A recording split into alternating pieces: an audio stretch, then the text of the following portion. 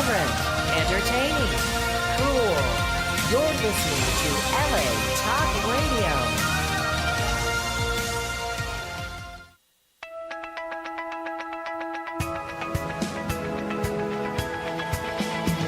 You're listening to Peace Fund with Ethan Dettenmaier and Adrian Paul, right here on LA Talk Radio. Good morning. Hello, Ethan. How are you? That was a new jingle there. Did you hear that? Yeah, I'm fine. How are you? Oh, I'm stressed this morning. I can tell. What's the situation? You want to share it with me? No, not really. Life is what life is. You know what I mean? So there are certain times that life gives you a little bit of a bump in the road. And What kind of bump are we facing? well, I've got Before lots we of even get stuff. into I've got it, so many things at the moment. But anyway, go on. I'm almost afraid to ask, but I'm here to help you if there's something I can do. We're actually joined today by our friend Fiona Swarbick from Australia, so maybe she can help. Come on. Good morning, Fiona. Good morning. We got the dulcet tones of an Aussie in the studio this morning, right? Oh, sorry. I don't know about dulcet, but I'm here. Oh, good. So, how are you this morning? What are you doing in town? Visiting friends? Visiting friends, and you happen to know Ethan Dettenmaier, I take it.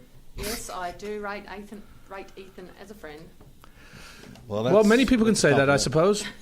Can they say that a lot this morning? What did you do this week, Ethan?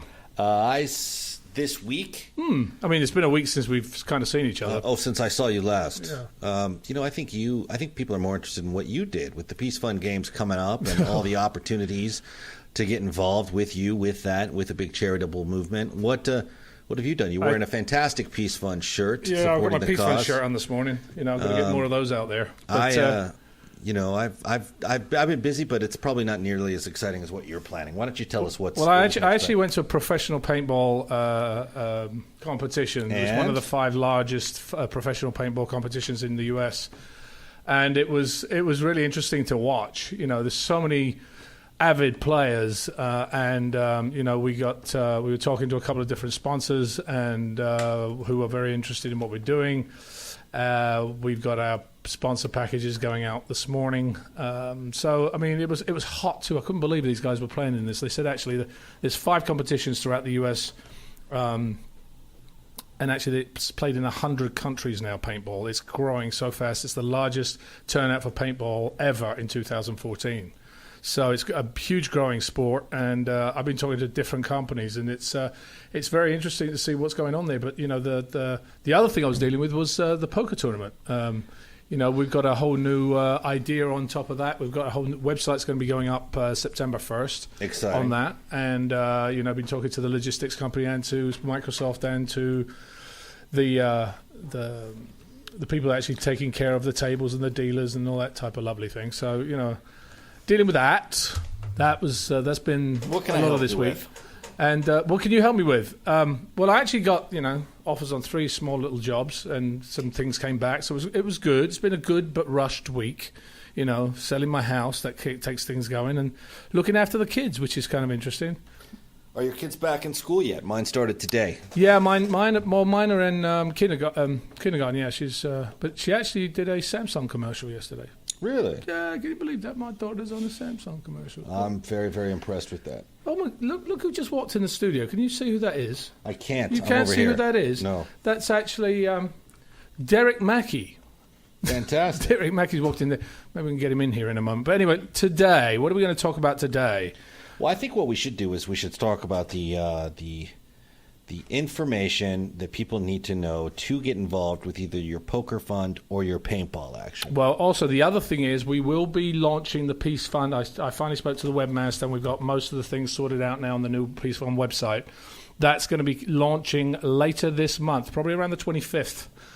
So watch out for that at that time. That's going to be we're tweaking and doing lots of little bits to it at the moment, which I don't know any of that technical stuff. They tell me about all this technical jargon, and I'm like, I have no idea what you're talking about. It's like, yeah, we've got to do this. Because I was just asked on the street today, this morning, what can you tell me about the paintball tournament and how would I get involved? And I was... Go to www.thepeacefundgames.org or .com and or Peace Fund Games. And everything is there. Everything is there. We're actually, every day we're actually increasing the information on there.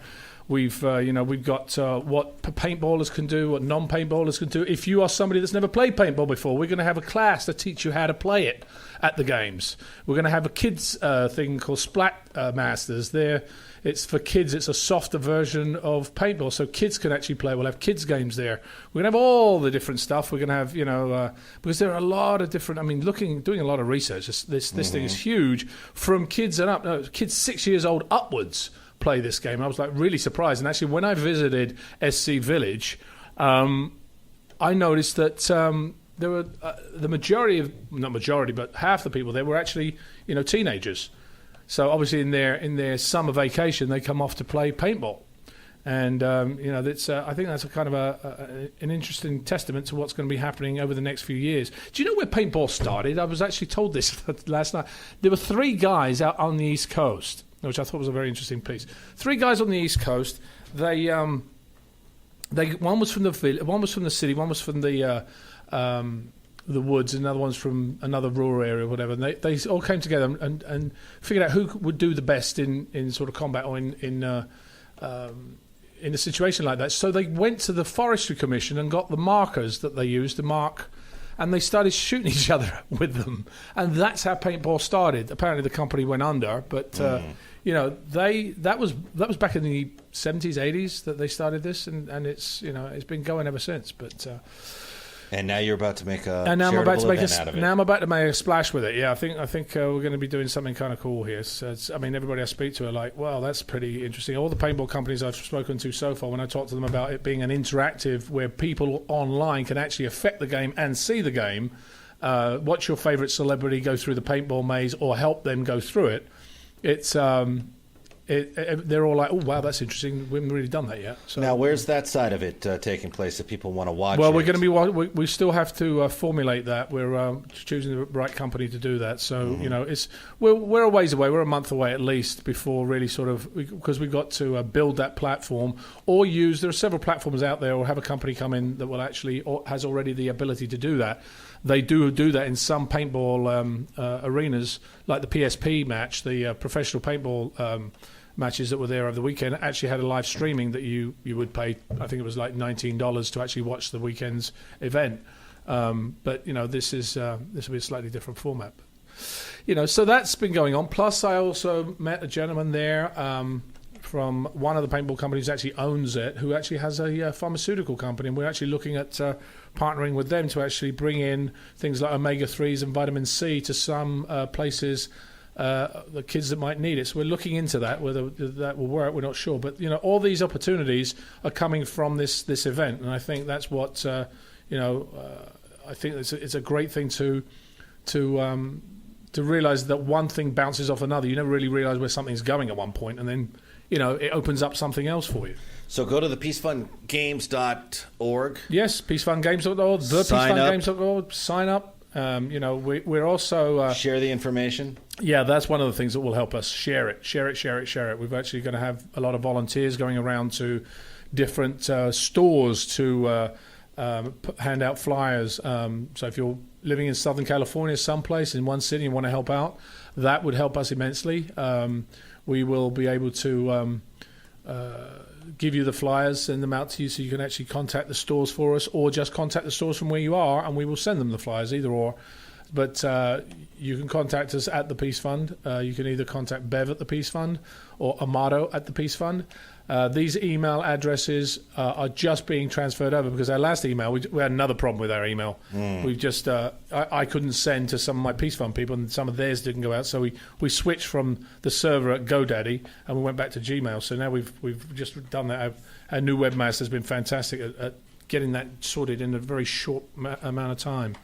And talking of volunteers, last week we looked at the different charitable organisations tackling some of the issues that right special people believe is for the people that believe they have an organisation's mission. And I want to continue that discussion because for those of you who missed it last week, the numbers are quite impressive. 64.5 million Americans volunteer nearly 7.9 billion hours last year. The estimate value of this volunteer service is nearly $175 billion. That's what it's worth. That's what you guys out there are volunteering. In actual fact, we are restructuring our Peace Fund board, and we're bringing on a couple of great people on our board as well. So, the Peace Fund is going under a structure. And again, those are volunteers. They're volunteering their time.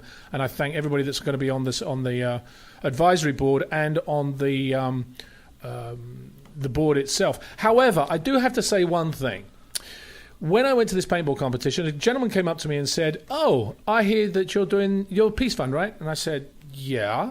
And I didn't have any Peace Fund material or anything on me, so I'm like, "How do you know? What do you know about it?" He said, "I was talking to somebody who has been, talking. I put her on all these forums and stuff, and you're doing it wrong." I said, What do you mean I'm doing it wrong? So, well, if you're only going to have 5 teams on 12, that you're only going to have 60 people or 30 people there. I said, no, that's not how the game structure is. Oh, well, I was led to believe that's what it was. I said, no, we've got 2 days of the event. Go on the site. You can check it out there and check the event site, and it'll tell you what the structure of it is. So what I want to say to you out there, those of you that are spreading the word, please, please, please be cognizant of the fact that send them to the site and inform yourself first before telling people what the games are about. Because this gentleman said to me, "Oh, well, in which case I'll now come because I wasn't going to come if it was just a one-day event." So it could be detrimental to what we're doing if you give the wrong information out. That's very important. And that's the same thing with, I love volunteers, I love what you guys do out there, but you have to be very careful as to what you tell people. So me telling people that there's actually a maze of death and a shark pit and like piranha-infested swamps, I should retract all funnily that. enough, we have a viper's nest. We have a hellfire club. I heard it was actually the gates to hell. That's wrong too. Well, on our website very shortly, there's going to be an outlay. We're going to clarify whether or not we're playing at the gates of hell or not. Yeah, it'll be the gates of hell. Okay, good. Yeah, but we've got we're calling the trade show is going to be the factory, and there's different things. It's all themed. It's going to be a themed event. So we're looking forward to doing that. So, the other thing we may even get into, come as your favorite character. That could be a kind of fun thing to do. We might even get into that. That we haven't got there yet. But in case of such a move, what character are you preparing to show up as? I mean, just out of curiosity. Supervillain. Which one, though? I have no idea. I don't know. I'm just. Let's get back to volunteers. Don't talk about me. Talk about volunteers. Okay, back to the volunteers. So we take it for granted. Back to what matters. They deliver a critical service, serving as firefighters or participating in search and rescue. And, they do things like meals to homebound seniors or homeless youth, or manning the phone lines, at domestic violence and sexual assault centres. I mean, they do so much. And one of our new board members, or person we've been talking to about it, is somebody that's worked in non-profit for a considerable amount of years, and has said that there are a lot of students that want to work in the non-profit sector, but it's been kind of flooded in certain areas, that they can't get the right type of jobs. They can't do intern work. And some of these volunteers, they'll teach, they'll mentor, they'll coach, they'll support young people with everything from math homework to dealing with personal crisis and football and soccer tournaments. I mean, so it's important that we also recognise these volunteers and give them something that they want to do, because there's a lot of people that want to do that stuff out there. I know you do it, Ethan. I mean, you volunteer your time a lot. I try to. I don't think I'm doing enough, though. But that's another story. Yeah, but you have so much on your plate. I mean, that's the point. You don't have to do everything. You do one thing and do it well. What about you? Have you ever done volunteer stuff at? Yeah, certainly. A lot of mine tends to be a bit more on the animal side of things. I'm a vet nurse, but yeah, I'll go out and I help people. So you're a veterinary nurse, and what do you do when you go out? Do you go to organisations? What do you do as a volunteer? I go in and speak to organisations about best care for their cattle, their dog. There's a lot of people out there that they've got these pets and they don't really know the right way to look after them. So I guess in a lot of ways I'm helping the owners as well. Well, I think after reality shows show that a lot of pets are actually mistreated. But I think that runs the gamut as well to children. I think we should have people to tell parents how to actually deal with their children half the time, because they're not treating them correctly. Yeah, for sure. There's a lot. Same principles apply. Well, absolutely. We talk about you're talking about animals and taking care of them. I mean, it's about informing the public about health and safety and doing these things. Doctors and nurses, like yourself, in a slightly different field, I suppose, donate their time and medical knowledge to free clinics and civil disaster areas worldwide. I mean, we deal with teachers across borders. These are teachers that go into Cambodia to help the reconstruct the schooling system there. So it's imperative that people with professional expertise actually give their time to a non-profit, because the small amount that they do has a huge ripple effect. Like I was talking earlier, I went out and started the paintball thing, but it's rippling into other things now. So the same thing as when somebody volunteers, they actually have a ripple effect that they have no idea what they do. Yeah, for sure. When you add up all the small things that people do, added together, it becomes a large whole. People do little parts and areas of that's what expertise we've always believed in that at the Peace Fund, that there are we are a community that serves the larger good, if you like. And we are right now, we have a charity liaison who's going to be bringing in the charities that we've been involved with to the Yama place that we were talking about, which will be called Peace Fund Hub. You can't join it if you are a charity. You cannot join it without coming through the Peace Fund, without being invited, because obviously we need to make sure that the people that are on that forum are legitimate and use their time and their resources for what they say they're going to be using it for. Let me ask you this real quick. As far as the event in November, the Battle of the Network Stars, essentially, in Peaceball and Paintball, that you can form a team and play for your own charity. You can pick a charity you want to raise money for. Yeah, well, you as a celebrity, yes.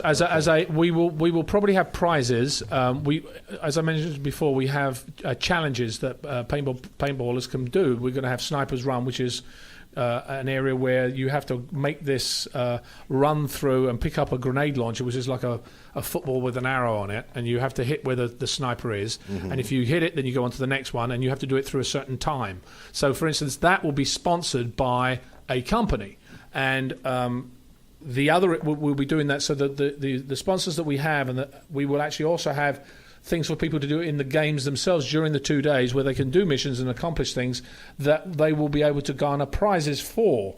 So that is for the general public. For a celebrity that comes in and supports a charity, can have his own team, if you like, that goes through to complete missions during the second day of the event, so that they can actually win a prize for the charity that they support.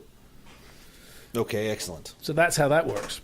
Now, you mentioned a minute ago that you have a busy life. So even though you've got a busy life, the benefits of you volunteering to your family and your community are actually huge, because you can help reach out to the community. You can even learn new skills and advance your career, which is what does happen when you have these contacts. It's not just you actually said something to me a long time ago, Ethan, not why we actually started Peace Fund Radio, but you said to me, Adrian, when you go out to Peace Fund Radio, you'll see that you'll have other contacts you never even thought you were able to reach by doing the radio show, and that really has happened. Yeah, that's one of the benefits of it that people don't, I think you got it, but a lot of people don't before they get into radio. Well, but it's not just radio I'm talking about. I'm talking about absolutely everything. When you go out there and you volunteer your time and you do something. I mean, John Beerley, for instance. John, who is probably listening somewhere. He is. You listening to I probably am. There you are. See, he's just sneaking in the background. An undisclosed location. But you too, you volunteer, and I'm sure some of the things that you've received from it is not just about, well, I just was able to help somebody. You've had other things that have spawned from it, and I'm sure they will continue to do that. Well, plus it changes the way that you look at life. Every week we talk about our heroes of the week, who are children who are 6, 7, 8, 9 years old sometimes, who start charity organizations that affect thousands and thousands of people, who've raised millions of dollars, who have changed countless lives. And you think to yourself, if that 8-year-old can start a pediatric cancer charity, or if this 14-year-old girl can swim across the Great Lakes and raise, almost half $500 million for research and aid for pediatric cancer victims, then I should be able to accomplish just about anything that I want to do if I set my heart to it. So by learning about these things, it changes your entire outlook on life. It's been a fantastic experience for sure. Well, you get the best people at a charity event. You really get the best quality individuals, caring individuals, character individuals, and I think that's when. Well, usually you have to sift through those because some people do it for different motives, and I think that's that's kind of difficult. There's a quote that Mahatma Gandhi said, which I have it here, which I think is really kind of cool. It says, "Live as if you were to die tomorrow. Learn as if you were to live forever." It's never too late to learn new skills, and no reason why you should stop adding to your knowledge just because you're in employment or have a finished education. You can continue to learn. Volunteering gives you the opportunity to practice those skills, and that you use those in the workplace. Mm-hmm. Such as teamwork, communications, problem solving, project planning, task management, and organisation. I'll tell you something. That was the other thing. We have so many different volunteers now that have come from those areas now that is making our organisation stronger because we're bringing those types of people into it, and they're using the skills that they used in their everyday life into an organisation such as the Peace Fund. So this is obviously, if you feel more comfortable honing those skills first and then volunteering, then do it. And I'm not saying to the Peace Fund solely. There are a lot of organisations out there, and you will find those eventually on the Peace Fund website when we get it up and once we've totally vamped it out, because it's going to take a lot to do. You'll find those communities and those people close to you that you can actually help. And as I mentioned before, it's a community, man. It's you can't do things on your own. Sometimes we take for granted, the community that we actually live in. It's volunteering is ultimately about helping others, having an impact on people's well-being. But what is a better way to connect with your community than to give a little back? Agreed. It's simple. Unpaid volunteers are usually the glue that holds a community together.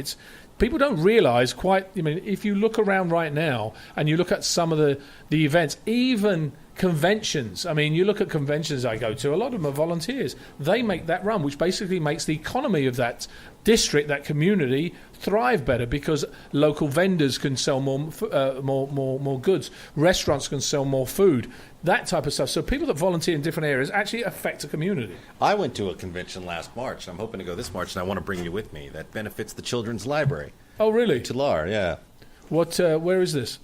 Tulare, California. It's about 2 hours north. It's great. It's actually one of the best convention appearances I've ever made. You did it last March? You doing it again this March? Yes, it's awesome. It benefits the Children's Library, but up there, the people that go to it are very enthusiastic. They don't have that kind of scene much. So they get the kids, the town, it gets really behind it. It's like a big deal. Very cool thing. Cool. You should consider being a part of it. Well, dude, talk about it. I'll drive you up. As I mentioned, Derek Mackey was outside the studio a second ago.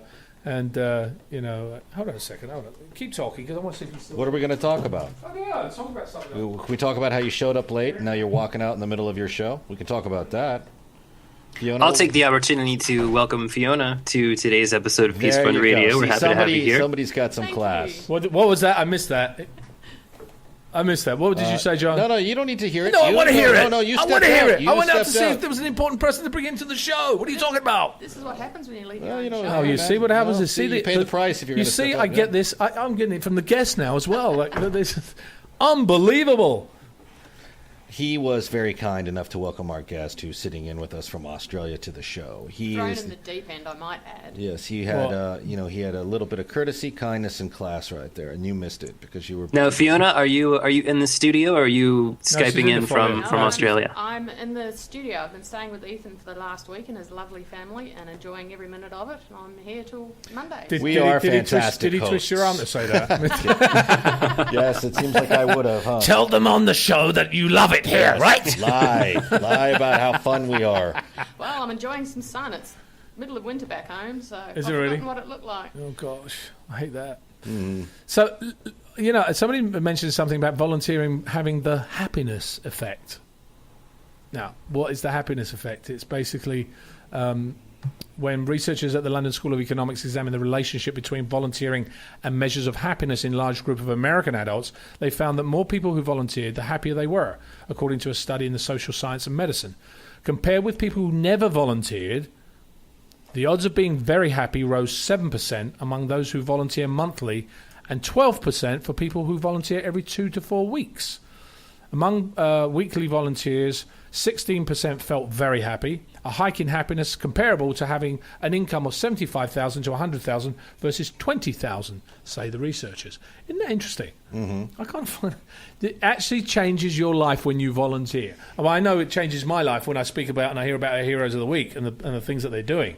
I think it's important to realise that it affects us in so many different ways. Well, it's very therapeutic. What about obviously. You? Are you happy, Ethan? No, but seriously, I mean, to be honest, when you do your Christmas breakfast and you go and volunteer downtown and do that, what does it make you feel? I love doing those things. It's a great time. It's fun. I think it takes, because you're not focused on you at that point. You're focused on somebody else. So in a sense, there's a karmic return for it, in a sense. Well, that's not to say it's not all about me. I knew I was going to have to. No, but in reality, it is better to help people. You know, I'm pretty much, I would have to say I have a very, very fortunate set of circumstances I live with. So it's always great when you can get out there and help other people. And you know what? You don't know what I'm talking about until you do it. So those that volunteer get it without much of a discussion, and those that don't will remain clueless until they volunteer and help somebody. Well, you know. Now, Ethan, how do you get your volunteer base together? That's something I've always been curious about with the big events that you put on out there. How do you get volunteers involved? Well, initially for the Christmas event, it started with a Rolodex of some pretty good industry entertainment professionals that, combined, we had a pretty good list of connections. Now it's put together based on the excitement of it and kind of the reputation of it going into year 4. The first year, we didn't know what to expect. We just had this idea, and we had no idea if we were even going to. It was probably the most fun because we were completely clueless on whether or not we'd actually be able to pull it off. And, I called friends at Disney. I called friends with Lucasfilm, and I just asked, hey, I'm doing this. Do you have anything? And it was like that. I liken it to that children's story, Stone Soup. If you know the story, you know the analogy, which is, you start with nothing, but one guy goes, oh, I got this over here. And the other guy sees that and goes, well, I have this, and the next thing you know, the third guy goes, well, if you've got those two things, then I've got this. Yeah, that happens with everything. Yeah. There's always the same thing with volunteers, sponsors, booths, whatever. If you've got the best position, somebody says, well, I want to be next to them because they're a great company or a great person or whatever. Right, and it worked out well. I mean, it was really good. Everyone was pretty much into getting involved. So it just kind of started by making phone calls and telling people what the mission was, and then the right people stepped forward, the ones that the rather shameless individuals that wanted nothing to do with it, fortunately enough for everyone involved, faded away into the wilderness. Yeah, but the right people stepped up and did it. But usually that happens. People that are there for self-serving purposes, usually they whittle out because they're not really any use anyway. Well, I'll never forget the night of the first one. We did it at Salt Creek Grill in Valencia. We've done them all at Salt Creek Grill in Valencia, and we'll never take it out of there. But the night of the first one, we were there till midnight that night, talking all about the next year. About, did you see this? Well, next year we should do X, Y, and Z. And most of the people that staffed it and were there at 5 in the morning were there till about 11, 12 at night, just talking about year 2, and we did the exact same thing year 2 and last year in year 3. We stayed there till 11 o'clock at night, and it'll be the same with your paintball thing. We'll all walk away from and be like, we should do. It'll be 3 days later on that one. Yeah, you have kind of a debriefing, but in a fun sense, and you kind of put everything together and figure out what you got to do. And then by then, the reputation of the event has spread so much where people are like, oh, I should get in on that. Now it's crazy. It's like Comic-Con in the winter, basically. All the cosplayers and volunteers that take it seriously and get involved, and we're trying to do more kids. We're trying to do it's a process of evolution, I guess. So John, before we get on to the Kid Hero of the Week, I want to talk a little bit about kids volunteering, because I think there's a huge benefit for kids. Toddlers and preschoolers. I mean, volunteering teachers, teach kids about compassion, empathy, tolerance, gratitude, community responsibility, and it's found that kids that actually volunteer continue to do that as adults. So a lot of the time kids don't know what volunteering is, but they do know the value of helping people and places in need, and that's what we find with a lot of our Kid Heroes of the Week. They started at a very young age and then continue into their teens and into their 20s and then 30s, because that they realize it's something that gives them some joy in life. And one thing before I let you go, John, being a giving role model is very important. Children love to copy their parents. So let them follow you as a lead, as a volunteer, because 2/3 of youths who volunteer become active adults who volunteer later on. So, John, I want you to bring on the hero of the week this week. I mean, I've got so much more to talk about. Before I do that, I wanted to sort of reiterate something you just said about parents having that role of encouraging their children to volunteer.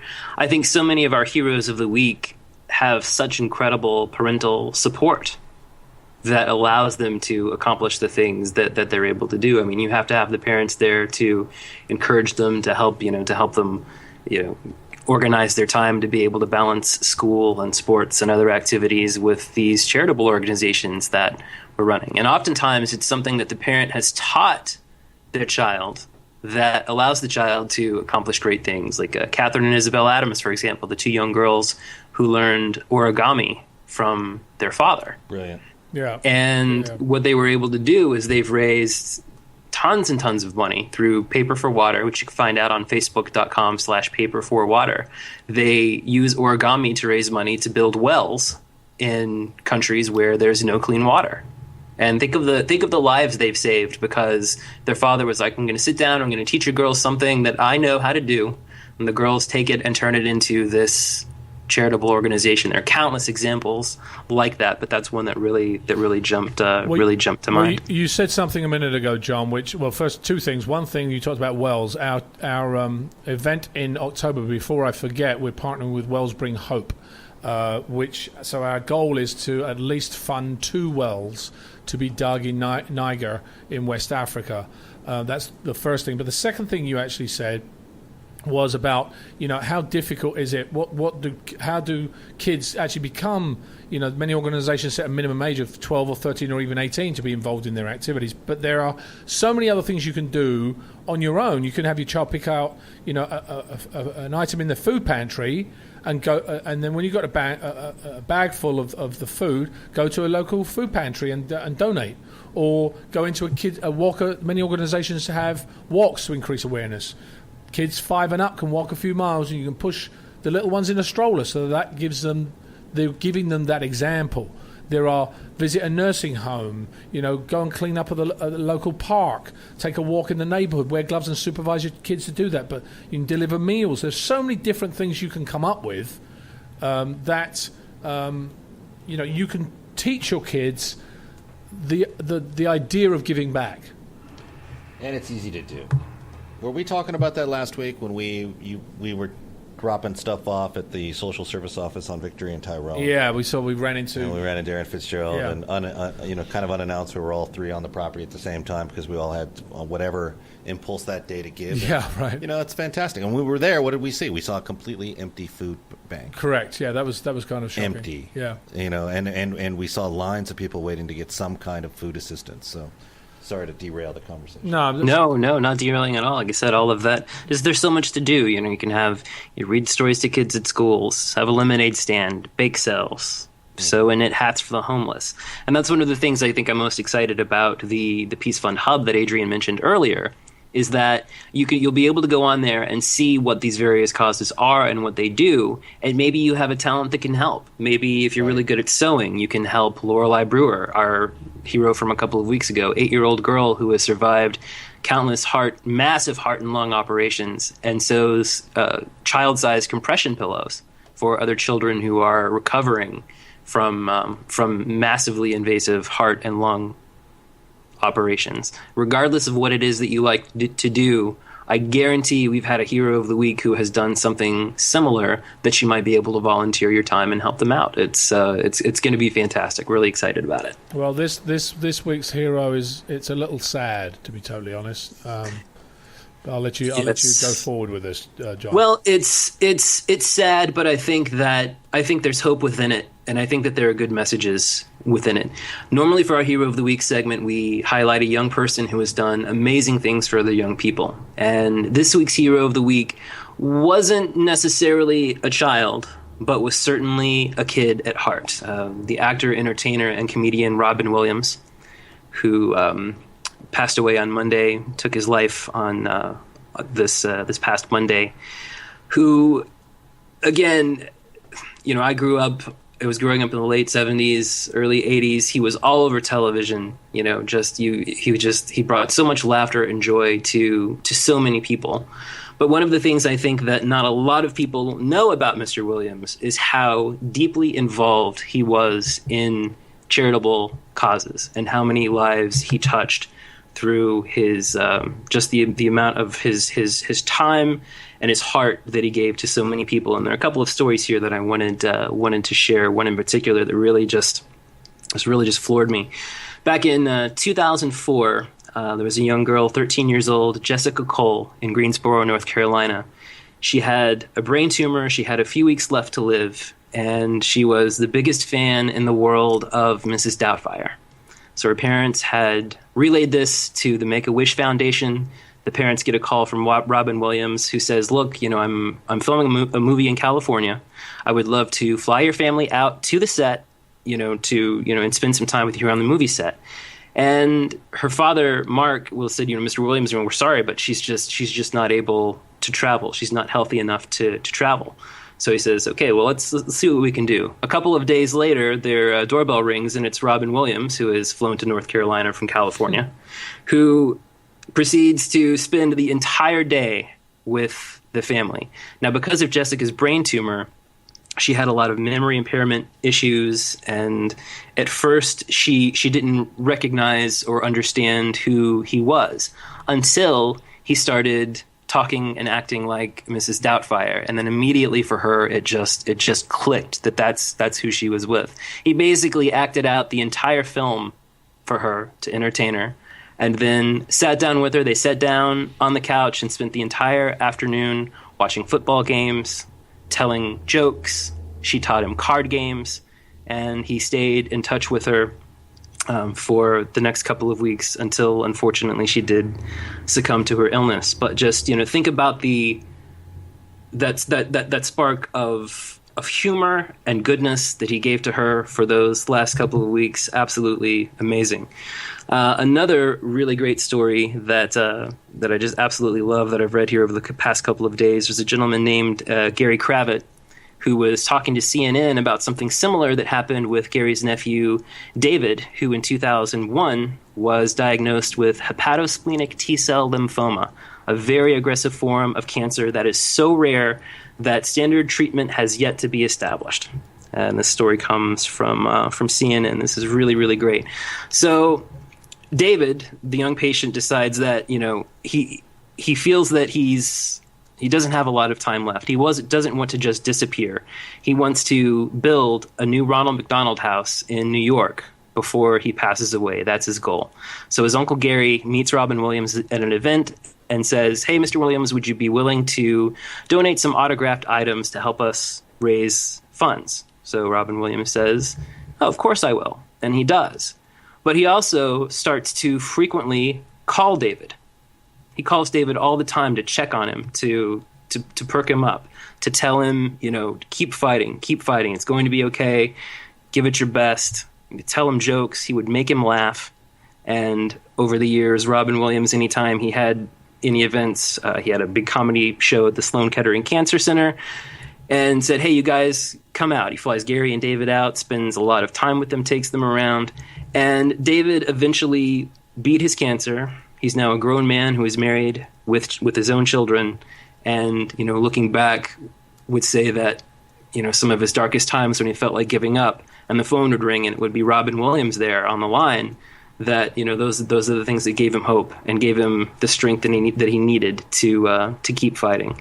And there are tons and tons of stories out there like that. Just Google Robin Williams Make-A-Wish, and you will not believe some of the beautiful stories that are out there. And that's not all that he was involved with. Over the course of the years, for the USO, he entertained American troops around the world.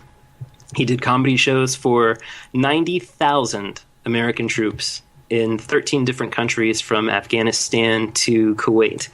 He was a massive supporter of St. Jude's Children's Research Hospital, and very recently had done some television advertisements for those. There's a great one with a young girl named Darcy who is battling an inoperable brain tumor, where it's just an adorable commercial. We'll put that on our Twitter here in just a little bit. He testified before Congress in 1990 for relief and awareness for the homeless issue. They've raised $80 million through his organization Comic Relief, which he founded with Whoopi Goldberg and Billy Crystal. And there are just countless examples of wonderful things that he did to help people who needed it. And so many of these stories are personal. One thing that I think a lot of people don't know is that his college roommate, when he was studying drama at Juilliard, was Christopher Reeve. And when Christopher Reeve had his accident in which he was paralyzed, he was lying in the hospital. He'd just gotten the news that he would never walk again. And he was lying there thinking that he said, I just don't know how I'm going to be able to go on. And about that time, a doctor came in, and it wasn't really a doctor. It was Robin Williams dressed as a doctor who just started, telling jokes and making him laugh. And he said that in that moment, Christopher Reeve said, I knew that if I could still laugh, then I could live. And I will finish this off with one more quick story that I think is just really, really beautiful. The comedian Dana Gould writes a story on his blog that he was performing at the Punchline in San Francisco, and that Robin Williams came to the show with one of their mutual friends. And Dana had just recently gotten divorced, and a lot of the comedy that he was doing that night was about his divorce. It was very dark. It was very difficult material. And in the days following that performance, he started to receive text messages from a number he didn't recognize saying that you can't fool me. Some of those jokes aren't jokes. What time of day is the hardest? And he started asking them questions that made him open up and talk about it. And as these mysteries text messages continued to come through, he eventually realized that they were from Robin Williams, who said, you have my number, call me, I've been there, you're going to be okay. Just reached out to someone he had just met and recognized was going through some of the same hardships that he had survived, and was giving of his time and his self to help that person feel better, to know that he wasn't alone, and to realize that it was okay to get help. And that's, I guess what I would like to end on is that, life can be really hard. It can be really tough, but there are always people out there who are willing to listen and willing to help. And if you've ever had suicidal thoughts, or if you know someone who is exhibiting behavior that gives you cause for concern, you can go to suicidepreventionlifeline.org or call 1-800-273-TALK. That's TALK 8255. And there are people there who will listen and who can help you. There's all kinds of help out there. If you need it, it's okay to ask for it. Well, John, thank you for that. Robin Williams did so much, and he was a volunteer. Although he was a celebrity, he volunteered a lot of his time, and that's what we've been talking about this morning, about how, and it doesn't matter who you are, where you are, what you do. You can make a difference, you can volunteer, and you can help people. There are organizations that you can check to find out who make a difference in this area. There is one called Idealist, www.idealist.org, that connects people, organizations, and resources to help build a place where people can live free and dignified lives. They will create opportunities for individuals and organizations to find each other. So if you want to have a look at them, you can look at them also. GuideStar, www.guidestar.org, they basically have a huge list of organizations that tell you what they do and what the charitable giving is all about. So please visit them. We have very little time to finish off. John, do you have anything else you want to add this morning? Well, as always, things are gearing up. You can keep an eye on those things at thepeacefund.org. Follow Adrian at AdrianPaul1. Follow Ethan at Combat Radio. And Fiona, are you a Twitter person? Yes, Twitter, RatGirlFee. All right. Ratgirlfee. Yes, follow these great people. Ratgirlfee. FI. FI. Yeah. Oh, so it'll be it'll be Ratgirl-Fi. Okay, well, anyway. Thank you for joining us this morning, and thank you to all of you out there listening to us. Just my own personal note to what Robin Williams was able to do for people and for people around the world. You know, his giving back came in many different ways. Although he was somebody that made us laugh and made us cry. I remember so many movies he was in, enjoyed them immensely. His talent will be sorely missed, but also will his humanity to some of the people that he touched with his charitable giving. So thank you to him. Thank you to the Speechley family for making this show possible. And thank you to all of you out there who have volunteered to the Peace Fund, to all the organizations that are close to you. Thanks to Ethan for volunteering his time in so many ways to the Peace Fund as well, and bringing this show on, and to all the people at the Peace Fund. And in closing, from Robin Williams, no matter what people tell you, words and ideas can change the world. This is Adrian Paul and Ethan Dettenmaier. We'll talk to you next week.